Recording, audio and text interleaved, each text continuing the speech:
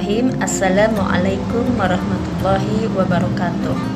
Alhamdulillahilladzi ala nikmatihi limutakir sholihah. Alhamdulillah, segala puji bagi Allah yang telah begitu banyak memberikan kenikmatan pada kita semua, nikmat iman, Islam, dan juga nikmat kesehatan.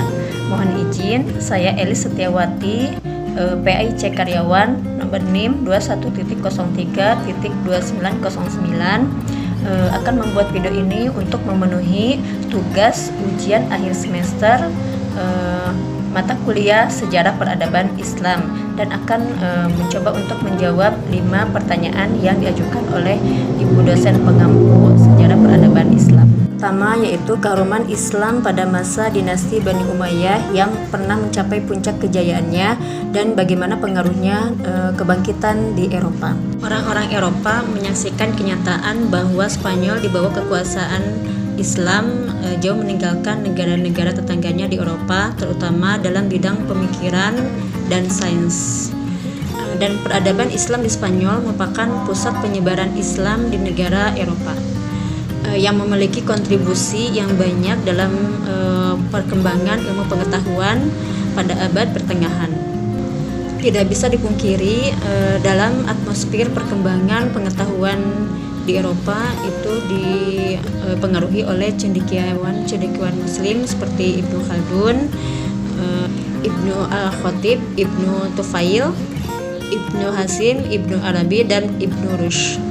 Segi fisik bangunan, Islam Spanyol tidak ada bandingannya dalam sejarah Islam. Bahkan peninggalannya masih bisa dinikmati sampai sekarang, seperti Istana Alhambra, Rusafat di barat Laut Cordova, Masjid Jami Al-Cordova, Kota Al-Zahra, dan lain-lain. Yang kedua yaitu faktor penghantar kejayaan atau kemajuan dan penyebab kemunduran dari Bani Umayyah dan Bani Abbasiyah. Faktor penghantar kejayaan Bani Umayyah yaitu kemajuan dalam bidang pemerintahan dan juga kemajuan dalam bidang ilmu pengetahuan. Dalam bidang pemerintahan, Bani Umayyah melakukan ekspansi besar-besaran dari timur sampai barat, dan juga mendirikan berbagai dinas pos, mencetak uang, membangun pabrik-pabrik, gedung-gedung, dan masjid yang megah.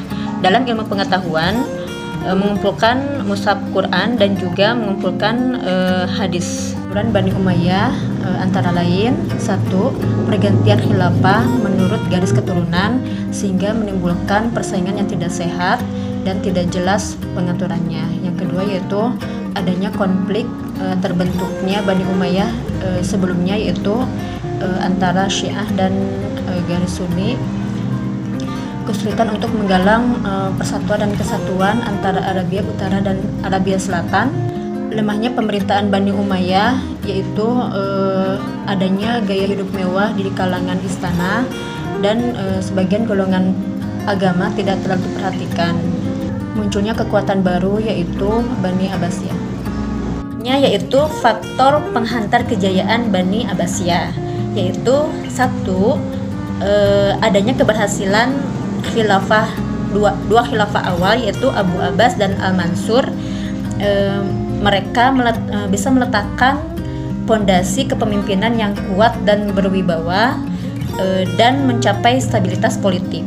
Yang keduanya, dinasti ini mampu mengambil pelajaran dari kehancuran Bani Umayyah, sehingga mereka berusaha untuk menerapkan kembali prinsip-prinsip kesetaraan, keadilan, dan persaudaraan. Yang ketiganya yaitu adanya asimilasi yang mendorong gerakan hebat dalam perkembangan ilmu, perkembangan pengetahuan. Contohnya seperti pengaruh Persia, sangat berpengaruh dalam bidang pemerintahan, dalam bidang filsafat dan juga sastra. Terus pengaruh India yaitu dalam bidang kedokteran, bidang ilmu matematika dan astronomi. Terus pengaruh dari Yunani yaitu menerjemahkan banyak ilmu terutama dalam bidang filsafat. Yang keempatnya yaitu ada terbentuknya ukhuwah atau ittihad antara khilafah dan ulama atau umaro dan ulama. terutama dalam bidang perkembangan pengetahuan, yaitu pengetahuan agama. Yang kelimanya yaitu pada khilafah awal sudah terbentuk tentara yang profesional dan loyalitas kepada khilafah, bukan loyalitas pada suku atau golongan. Pun faktor kemunduran Bani Abbasiyah yaitu satu, persaingan antar bangsa, yang keduanya konflik keagamaan, yang ketiganya kemerosotan ekonomi, dan yang keempatnya ancaman dari luar. Yang ketiga yaitu ibroh yang bisa diteladani dari masa 3 kerajaan besar, yaitu Turki Utsmani, Safawi, dan Mughal. Itu yang harus diperhatikan menjadi seorang pemimpin atau leader, yaitu harus mempunyai karakter atau kepribadian yang kuat dalam keagamaan, keilmuan, dan juga pengetahuan, sehingga melihat dari kehancuran 3 kerajaan utama besar, yaitu Turki Utsmani, Safawi, dan Mughal, mereka lebih mencintai kehidupan duniawi, lebih suka bermewah-mewah, atau bisa dikatakan dengan hubbu dunia, dan tidak mempunyai sosial empati yang tinggi. Ketika seorang pemimpin mempunyai sosial empati yang tinggi, segala kepentingan pribadi akan dikesampingkan, karena lebih mengutamakan kepentingan rakyatnya untuk kesejahteraan rakyatnya. Dan pada zaman dulu ada dekadensi moral atau kemerosotan moral dikarenakan dengan hubbu dunia, kecintaan mereka kepada kemewahan dunia. Teori dan cara penyebaran masuk dan tersebar di Asia Tenggara dan juga menyebar di Indonesia memiliki teori yang sama, kecuali di Indonesia ada peranan Wali Songo sehingga Islam tersebar di Indonesia, khususnya di tanah Jawa. Teori yang pertama yaitu teori India.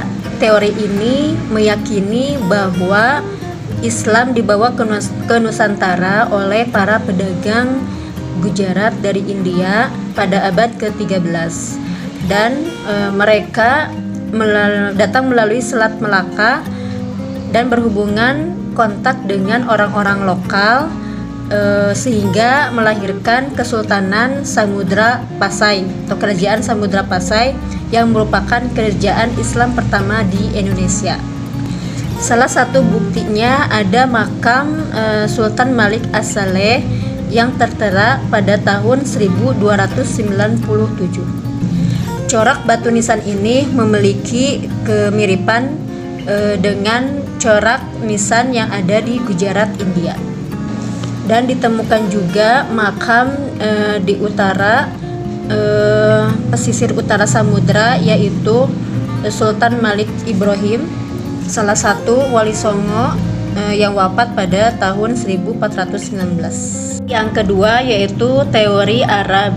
Menurut Buya Hamka, penyebaran Islam di Nusantara pada abad 7 Masehi. Buktinya ada naskah kuno dari Cina yang menyebutkan bahwa ada sekelompok bangsa Arab yang bermukim di kawasan pantai barat Sumatera pada 625 Masehi. Naskah kuno itu bertuliskan nama Sultan Syekh Rukunuddin yang wafat pada 672 Masehi. Teori yang ketiga yaitu teori Persia. Buktinya tradisi dan kebudayaan hampir sama dengan Persia, yaitu kaligrafi. Yang keempat yaitu teori Cina. Ajaran Islam berkembang di Cina pada masa dinasti Tang, dibawa oleh panglima muslim dan kekhalifahan di Madinah. Wali Songo dalam penyebaran agama Islam di Indonesia, khususnya di tanah Jawa, sukses dalam menyebarkan agama Islam melalui dakwah dan kebudayaan.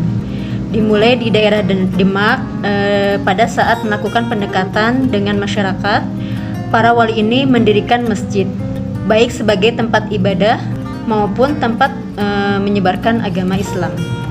Mengapa para wali ini memilih di daerah Jawa atau Demak sebagai pusat perkembangan ekonomi politik dan kebudayaan, karena pesisir Jawa ini merupakan pelabuhan yang banyak dikunjungi dari para pedagang dari luar. Para wali mengikuti kebudayaan yang ada di tanah Jawa sehingga mereka tidak kaget dengan perubahan-perubahan yang dilakukan oleh para wali dalam menyebarkan agama Islam. Alhamdulillahirabbil alamin. Demikianlah 5 jawaban dari saya, mudah-mudahan bisa bermanfaat. Mohon maaf jika banyak kekurangan karena keterbatasan ilmu saya, dan saya ucapkan jazakumullah khairan katsira kepada ibu dosen pengampu yang telah memberikan begitu banyak pengetahuan pada saya. Mudah-mudahan menjadi amal jariah di akhirat nanti. Amin ya rabbal alamin. Subhanakallahumma wa bihamdika asyhadu an la ilaha illa anta astaghfiruka wa atubu ilaik. Wassalamualaikum warahmatullahi wabarakatuh.